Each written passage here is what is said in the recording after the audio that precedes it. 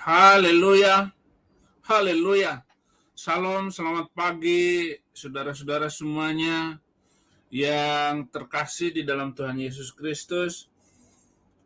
Pagi hari ini saya live khusus untuk mestinya Majelis Ulama Indonesia itu urus saja ya orang-orang yang menghina kekristenan. Gak usah melaporkan Muhammad KC, itu urusan intern orang lain, dan inilah yang disayangkan. Kita hidup di tengah mayoritas, sementara saya pindah dari mayoritas menjadi orang Kristen.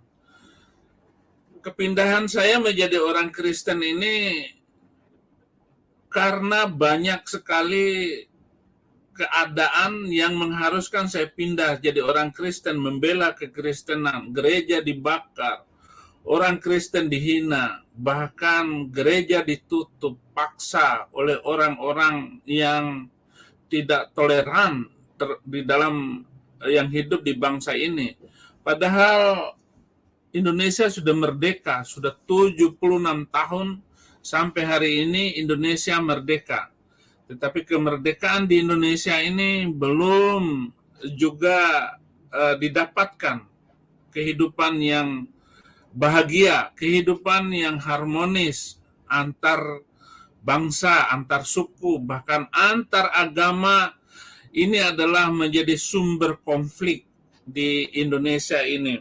Dan ada semacam majelis ulama, padahal itu bukanlah lembaga negara, tetapi menjadi sebuah majelis yang membuat momok dan mengerikan karena mengeluarkan fatwa-fatwa yang akhirnya harus dipakai oleh umat Islam untuk mengeksekusi suatu kelompok tertentu. Bahkan sesama Islam, Majelis Ulama mengeluarkan fatwa sesat terhadap Ahmadiyah, lalu FPI, dan orang-orang semacam itu membakar Masjid Ahmadiyah, dan orang-orangnya dibunuh di Garut, dan itu bisa kita lacak jejak ininya semua terdata, saudara-saudara. Bagaimana sumbangan Majelis Ulama Indonesia di dalam membuat fatwa-fatwa yang kacau. Dan sekarang Muhammad KC itu harus ditangkap berdasarkan kata-kata tokoh dari Majelis Ulama Indonesia bahwa Muhammad KC yaitu orang Cilacap yang pindah dari Islam masuk Kristen. Dan sekarang memang Muhammad KC lagi rame di YouTube untuk diramekan, untuk diviralkan. Ya monggo-monggo saja kalau mau nangkap, tetapi apakah itu pantas, apakah adil? Sementara orang-orang selama ini, orang-orang seperti bahkan Habib Rizik, di YouTube-nya sendiri dia memerintahkan, ayo kita bakar gereja, mari kita bunuh pendeta. Itu kan kalimat-kalimat yang sangat naif, yang sangat berbahaya untuk NKRI, Kesatuan Negara Kesatuan Republik Indonesia. NKRI itu kesatuan bukan saja di dalam bernegara dan bermasyarakat, tapi juga bersatu di dalam beragama agar saling menghormati seperti pesan dari Undang-Undang Dasar 45 pasal 29. Dan sekarang ini hal-hal yang demikian itu tidak dibicarakan, tidak disampaikan sebagai pembelajaran kepada bangsa kita. Dan bahkan UUD 45 pasal 29 bahwa negara menjamin kemerdekaan tiap-tiap penduduk untuk menerima, melaksanakan, mengakui, dan beribadah menurut agama masing-masing. Tetapi saudara-saudara, sebuah undang-undang tetap sebuah undang-undang, tetapi pelaksanaannya di dalam masyarakat itu sangat mengenaskan, sangat mengerikan. Ada Meliana, waktu saya dulu dipenjarakan hanya karena meminta supaya toa masjid dikecilin, ya karena dia lagi sakit gigi. Rumahnya dibakar, Meliana dimasukkan penjara, bahkan rumah ibadah vihara di Medan dibakar. Semua bisa kita lihat, kita lacak semuanya. Jadi kalau saya membuat YouTube, ya saya tidak perlu membuatnya dengan detail, cukup saya berbicara seperti ini bahwa memang ada kesaksian, ada berita yang ditulis, ketik saja Meliana di Medan, pasti semua tahu, akan muncul semua. Bahkan bagaimana Yahya Walloni gitu. Majelis ulama mestinya ya urus saja Yahya Walloni gitu, urus Yahya Walloni yang ngomongnya minta ampun gitu. Nah, contohnya ini nih. Bangsa-bangsa munafik kafir, komunis, berdarah berjiwa komunis. Saya tidak pernah mengidap penyakit Covid. Tidak. Covid itu takut sama saya. Covid itu lari sama saya. Selama hampir 2 tahun Covid itu nggak pernah saya pakai masker, nggak pernah. Salaman di mana-mana, nggak pernah takut saya.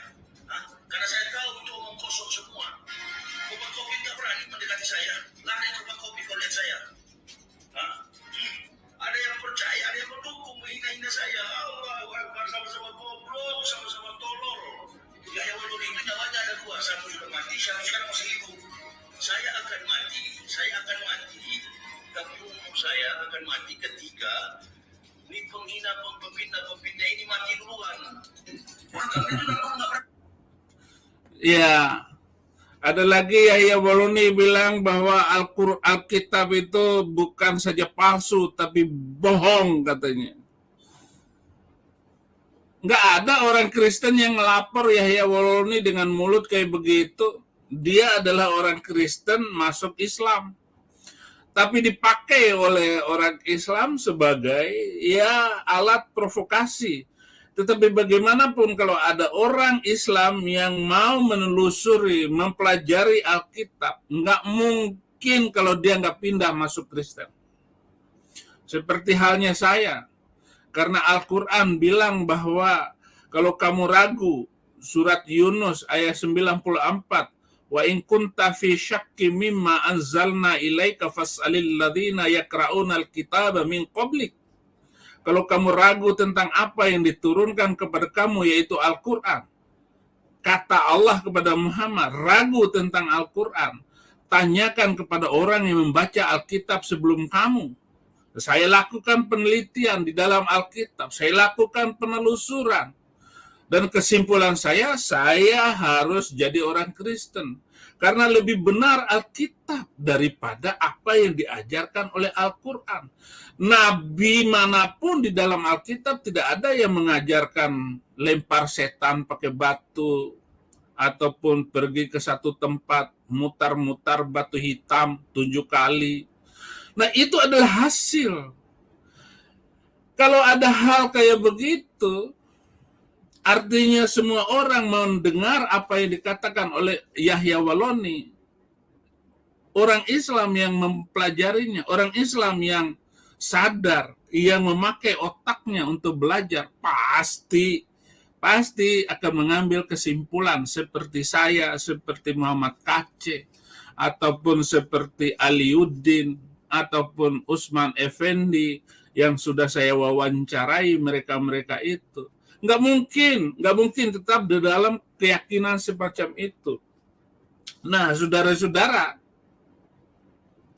bagaimana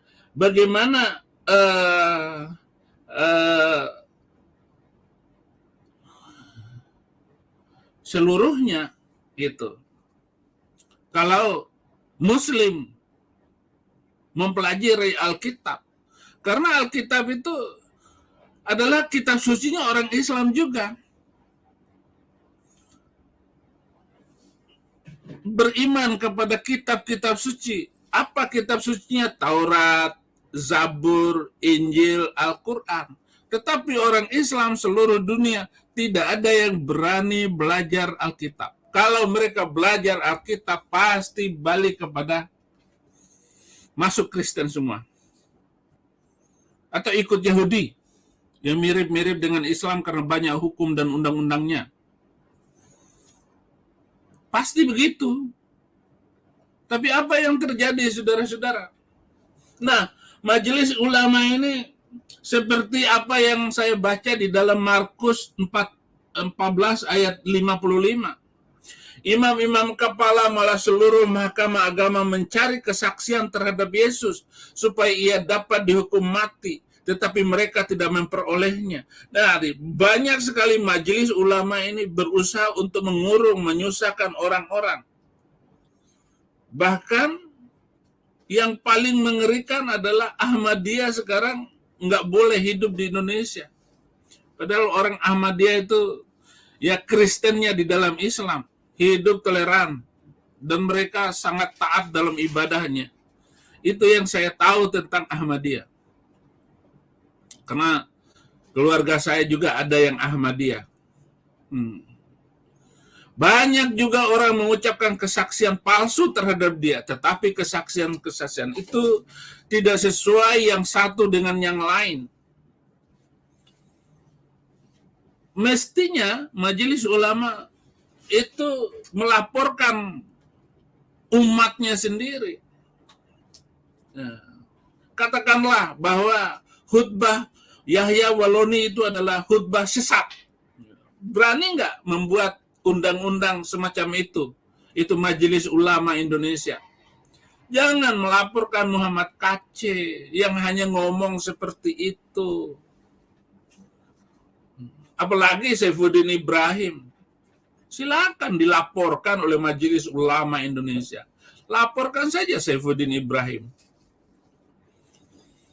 Kalau Majelis Ulama Indonesia serius berdebat dengan saya, siapapun Anda, saya berani. Kita bicara, kita buka Al-Quran, kita buka Alkitab. Anda buka Al-Quran, saya buka Alkitab, saya juga buka Al-Quran, Anda buka Alkitab. Mana yang benar? Benarkah ajaran Alkitab atau ajaran Al-Quran? Benarkah Muhammad itu Nabi? Dan benarkah Yesus itu Nabi? Atau Yesus itu Tuhan? Saya tampilkan dalil-dalil, baik di Al-Quran maupun di Alkitab, bahwa Yesus itu Tuhan.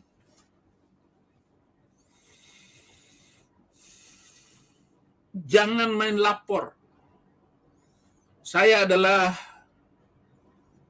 korban dari undang-undang penistaan agama. Kenapa saya bilang begitu? Karena undang-undang penistaan agama itu adalah undang-undang yang salah diberlakukan. Mestinya DPR harus melakukan saringan, harus melakukan uji kelayakan sebuah undang-undang untuk diberlakukan bagi bangsa ini. Karena apa? Karena undang-undang penistaan agama ini, di mana agama Islam boleh membunuh manusia lain karena beda agama. Al-Quran boleh membunuh orang Yahudi, orang Kristen, bahkan non-Islam itu harus dibunuh di dalam Al-Quran. Nah, undang-undang ini diberlakukan. Sementara pelaksanaannya, hakim, polisi, jaksa beragama mayoritas, tanpa memperhatikan dan mempertimbangkan kelayakan undang-undang penistaan agama ini untuk diberlakukan. Di mana undang-undang itu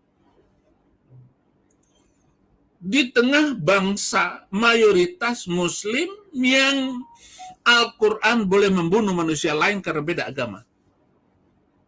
Di manakah ahli hukum yang bisa memperbaiki ataupun mendukung ataupun mengkanter pendapat saya.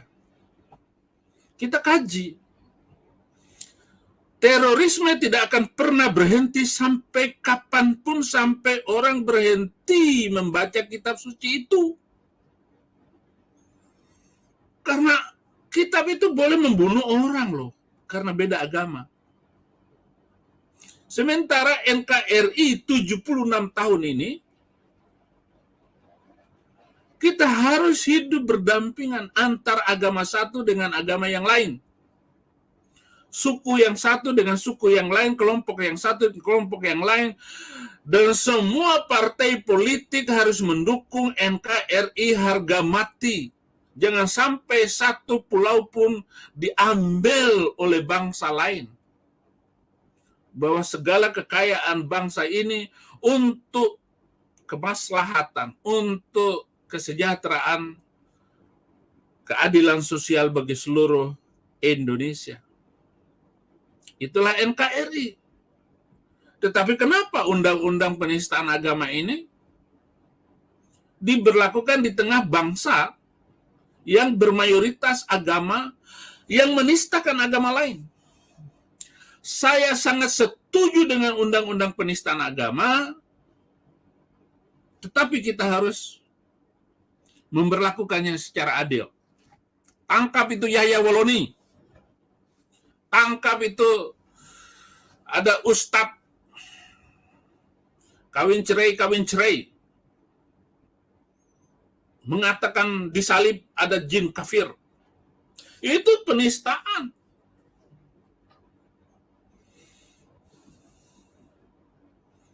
Bahkan kalau boleh, kita tidak perlu memberitakan agama. Kita beritakan saja Pancasila. Hafalkan Pancasila itu. Kalau begitu. Nah, kalau majelis ulama menyuruh untuk menangkap Muhammad Kacik, mestinya memikirkan bagaimana TKW yang di Arab sana diperkosa.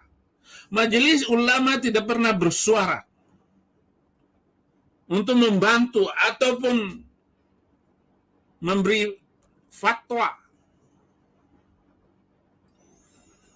agar TKW haram dikirim ke luar negeri, ke Arab Saudi, karena diperkosa terus. Bikin fatwa semacam itu.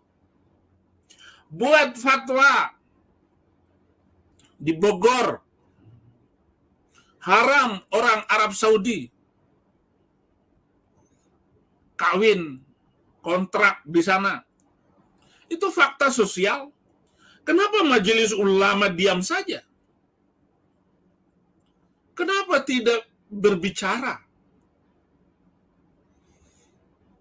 bahwa itu adalah penghinaan terhadap bangsa ini? Wanita Indonesia diperjualbelikan.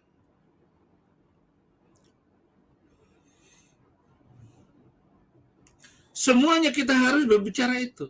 Mestinya begitu majelis ulama membuat fatwa. Apa suara majelis ulama untuk mempertahankan umat Islam agar tidak berpihak kepada Taliban? Terorisme sudah mengancam Indonesia. Akan menghancurkan keutuhan NKRI. Kalau Taliban ini sudah ini emosional. Agama itu emosi. Kemenangan Taliban ini akan berpengaruh dan berdampak kepada Indonesia. Dan pemerintah tidak bisa hanya dengan membubarkan HTI, FPI. Karena yang hidup itu adalah emosi. Emosi untuk mendukung. Walaupun ada pemerintah yang mengatakan bahwa FPI itu PKI umpama. Tetap aja hidup. Karena ini adalah sesuatu yang hidup di hati orang, yang tidak bisa diselami. Dia bisa saja menulis, agamamu apa? Agama saya Pancasila. Tapi hatinya itu, ya tetap aja otak, hati, pikirannya tuh FPI. Nah, bagaimana, apa kata Majelis Ulama untuk hal ini? Karena ini akan menghancurkan NKRI.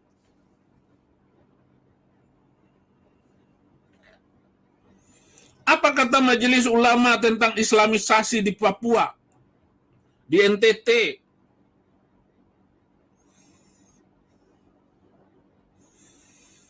Meskipun ada ayat Al-Quran yang mengatakan walan tardha ankal yahud walan nasara hatta tattabi'a millatahum. Orang Yahudi dan orang Kristen tidak akan rela kepada kamu sampai kamu ikut agama mereka. Padahal ayat ini mereka yang melakukannya. Islam itu sendiri yang mengislamkan orang di Papua, di NTT, di Mentawai, di Nias. Kenapa nggak diberitakan? Kenapa Majelis Ulama? Sementara saya, Saifuddin Ibrahim, pergi ke Nias, pergi ke NTT, hanya memberikan kesadaran kepada orang-orang Kristen NTT yang sudah mu'alaf itu. Sesuai dengan apa yang dikatakan oleh Al-Quran. Barang siapa yang masuk Islam dikutuk oleh Al-Quran. Karena Al-Maidah ayat 47, hendaklah pengikut Injil memutuskan perkara berdasarkan Injil. Barang siapa yang tidak memutuskan perkara berdasarkan Injil, maka mereka adalah orang-orang fasik. Dari Al-Quran menetapkan hukum fasik kepada orang Kristen yang masuk Islam. Berapa banyak orang di NTT yang masuk Islam? Ya, itu hak mereka masuk Islam. Tetapi saya mau mengatakan bahwa orang Kristen masuk Islam itu sial, akan kena malapetaka. Al-Quran yang ngomong. Nggak percaya, buka Al-Quran. Saya dulu guru Al-Quran, guru sejarah Islam. Saya masuk Kristen ya karena disuruh oleh Al-Quran untuk mempelajari Alkitab. Ya saya masuk Kristen jadinya.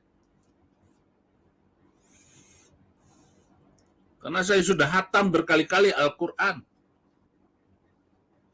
Waktu saya kuliah, tiap ulang tahun saya, 26 Oktober, selalu saya hatam Al-Quran selama 5 tahun.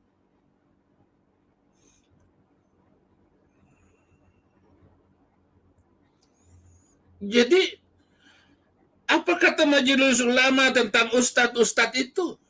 Apa kata Majelis Ulama tentang kata-kata HRS yang menghina? Kenapa tidak melaporkan orang-orang itu? Kok yang dilaporkan menuduh Muhammad KC salah menafsirkan? Ya kalau salah menafsirkan ya terserah dialah. Berarti dia bodoh. Begitu saja. Nggak usah dilaporkan ke polisi. Dan negara ini bukan negara agama. Mestinya juga negara nggak usah memikirkan. Agama-agama itu biarkan saja berkembang sendiri. Lepaskan itu. Mau beragama apa terserah. Toh orang Kristen tidak bisa membawa seluruh orang Kristen pergi ke gereja. Begitu juga orang Islam nggak bisa membawa dan memaksa umat Islam pergi ke masjid. Bahkan makin banyak masjid, makin banyak yang kosong. Nggak ada lagi yang beragama dengan benar. Siapa yang bisa sholat 5 waktu? Atur saja bagaimana mengurus umat ini. Umat Islam itu supaya rajin ke masjid. Agama itu suci, nggak mungkin bisa dinistakan. Nggak usah bela agama, nggak usah bela Nabi, nggak usah bela Tuhan. Kalau Tuhan yang benar, bisa bela diri. Orang Kristen tidak pernah ada yang membela Yesus yang dihina. Tidak ada orang Kristen yang membela Saifuddin Ibrahim ketika divonis 4 tahun penjara oleh hakim. Nggak ada orang Kristen yang begitu. Nggak bakalan. Ada orang-orang yang sengaja memasukkan orang lain ke penjara karena masalah agama, karena masalah yang nggak jelas. Ya jangan kayak anak kecil lah, sedikit-sedikit lapor sama bapaknya. Pak, saya diganggu sama si Toing, katanya. Lapor sama bapaknya. Itu anak kecil.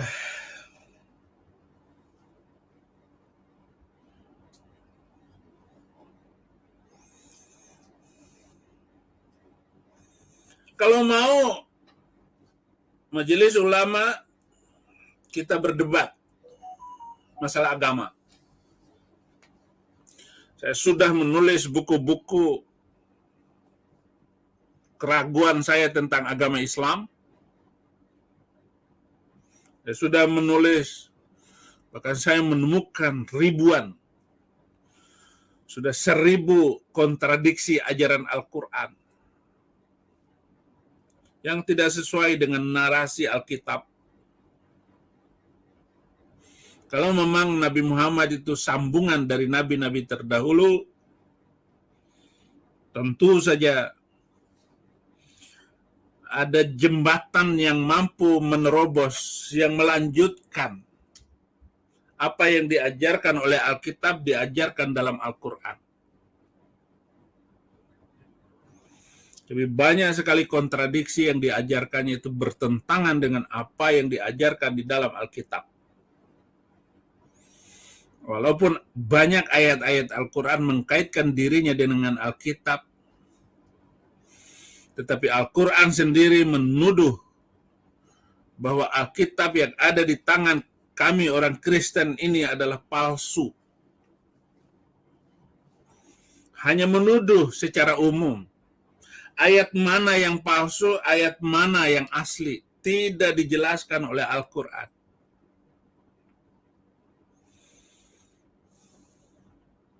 Semua tidak menyebutkan nama, tidak menyebutkan misalnya Yesus Kristus tidak disalib, tetapi digantikan dengan orang lain. Siapa nama orang yang digantikan itu, yang diserupakan itu? Siapa namanya?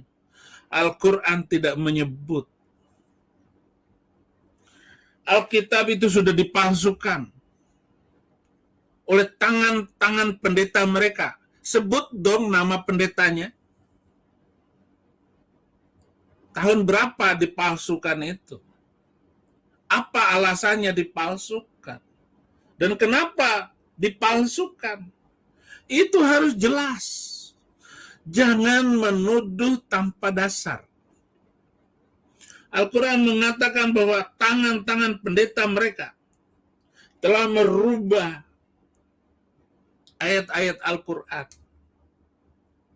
Dan banyak juga ayat-ayat Al-Quran yang mengatakan bahwa Nabi Muhammad itu sudah diramalkan di dalam Alkitab.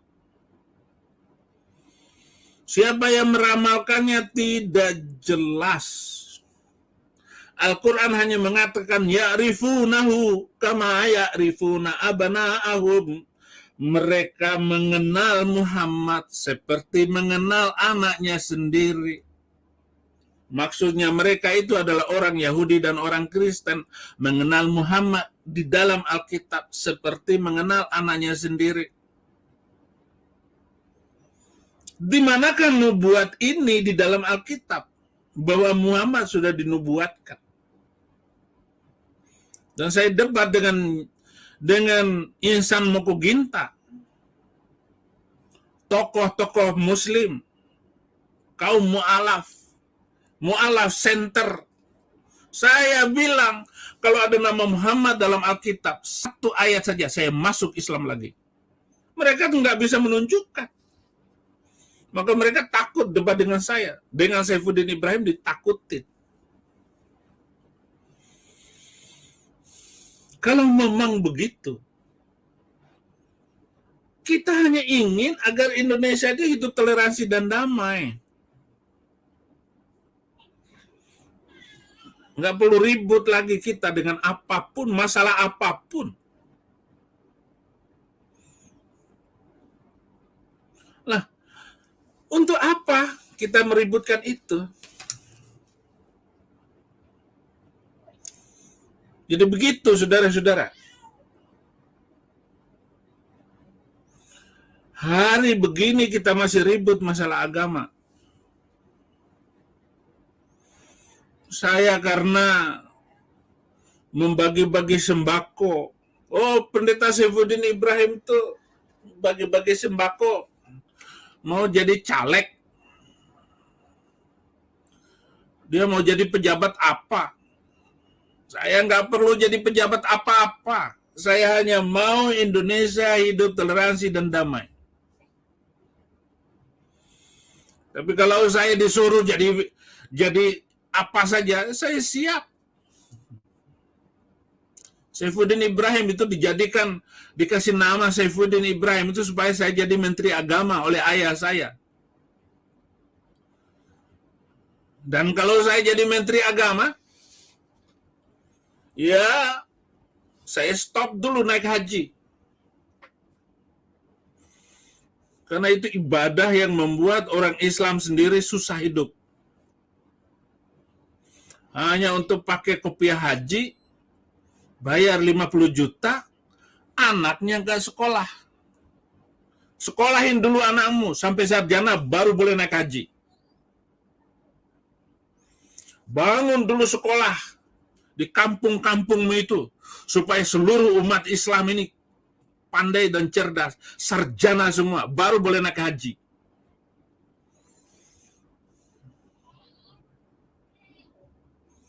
Ini bukan provokasi, ini kenyataan dari kehidupan sosial keagamaan kita di Indonesia. Saya ribut dengan ayah saya, Haji Ibrahim Manam almarhum. Saya suruh berhenti naik haji ayah, karena ayah saya itu pendiri Muhammadiyah. Dia adalah mengajarkan manasik haji tiap musim haji. Dan dia itu orang yang bangga dengan keimanannya, keislamannya, ketokohannya, keulamaannya. Saya bilang jangan naik haji kepada ayah saja almarhum. Tapi dia naik haji. Saya bilang uang haji ini hanya biarlah untuk adik-adik saya sekolah. Atau membangun rumah, saya bilang gitu. Ya tapi bagaimanapun ya begitulah. Begitulah semangat keimanan. Saya hanya boleh ngomong. Jadi kalau saya jadi Menteri Agama, ya stop naik haji. Karena pemerintah Arab Saudi itu surplus APBN 700 triliun tiap tahun dari ONH.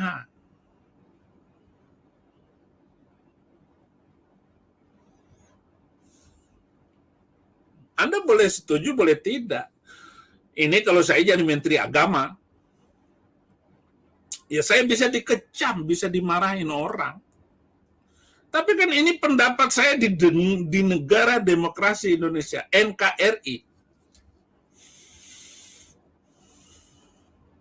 Wah, itu pendapat sesat menurut Anda. Tetapi bagi untuk membangun Indonesia yang kaya raya, yang berkelimpahan, bangsa yang bermartabat ke depan, kita harus membangun pendidikan ini. Dan Indonesia berada di urutan ke-100 dari 200 negara dalam hal kemajuan pendidikan. Saya nggak tahu ranking berapa sekarang ini. Dan untuk melihat kemajuan bangsa ini di dalam hal pendidikan, Indonesia termasuk negara paling rendah di Asia atau di ASEAN saja. Jauh di bawah Singapura, jauh di bawah Malaysia. Kualitas pendidikan Indonesia. Dulu orang Malaysia kuliah di Indonesia. Sekarang orang Indonesia yang kuliah di Malaysia. Kenapa? Karena rendahnya mutu pendidikan di Indonesia.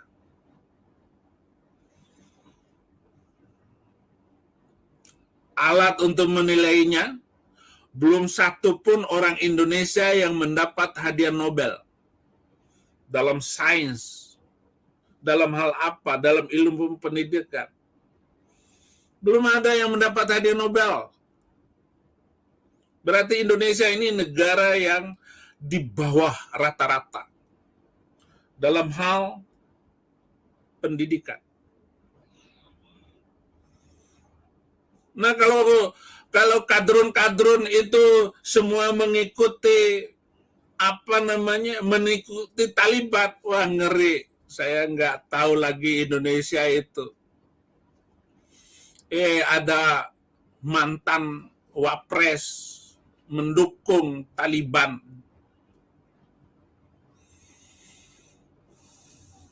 Katanya Taliban sekarang ini beda daripada Taliban 20 tahun yang lalu. Ya jelas beda lah. Tetapi TNI dengan Taliban tidak bisa disamakan. Kemajuan bangsa kita tidak bisa disamakan dengan Taliban. Jangan ada orang di Indonesia ini yang mendukung Taliban. Karena itu adalah penghinaan terhadap kemajuan yang sudah dicapai oleh pembangunan bangsa kita. Dan budaya bangsa kita bukan budaya bangsa jihad. Jihad dalam tanda petik. Sudah bukan zamannya lagi kita membangun Indonesia dengan bedil, dengan senjata. Kita harus mengisi kemerdekaan ini dengan masing-masing pemimpin agama memperbaiki umat. Masing-masing pemimpin suku menjaga suku agar NKRI harga mati. Pemimpin-pemimpin yang terluar di Indonesia ini tetap menjaga keutuhan bangsa kita. TVRI, RRI harus mengudara sampai ke wilayah terluar dari Indonesia. Orang-orang yang separatis, entah itu di Aceh atau di Papua, mari kita satukan bahwa Indonesia ini adalah Indonesia yang luar biasa. Saya belum pernah melihat negara yang sekaya dengan bangsa kita. Kekayaan di laut, kekayaan di udara yang begitu berkelimpahan. Kita tidak akan miskin. Kita masuk hutan, kita akan hidup. Kita nyelam di laut, kita akan hidup. Dimanapun kita akan nyaman di negara ini, negara yang luar biasa. Saya sudah keliling dunia. Saya belum pernah melihat negara yang sesubur bangsa kita.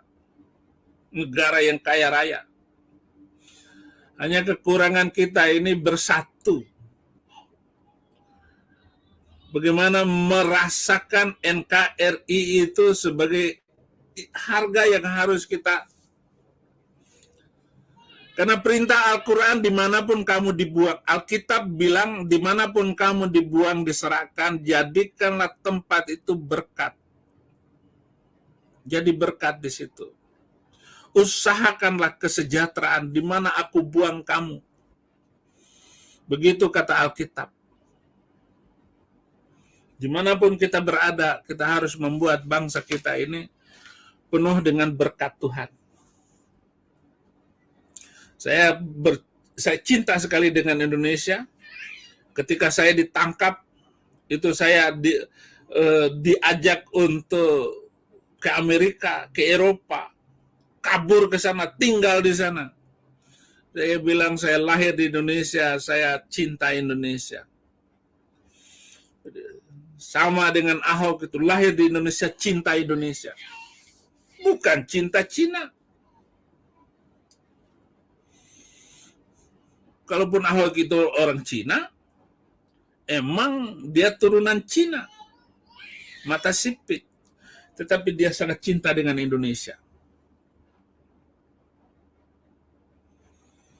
Kalau Majelis Ulama Indonesia menyuruh untuk menangkap Muhammad Kacé, hapus dulu ayat-ayat Al-Quran yang boleh membunuh orang kafir.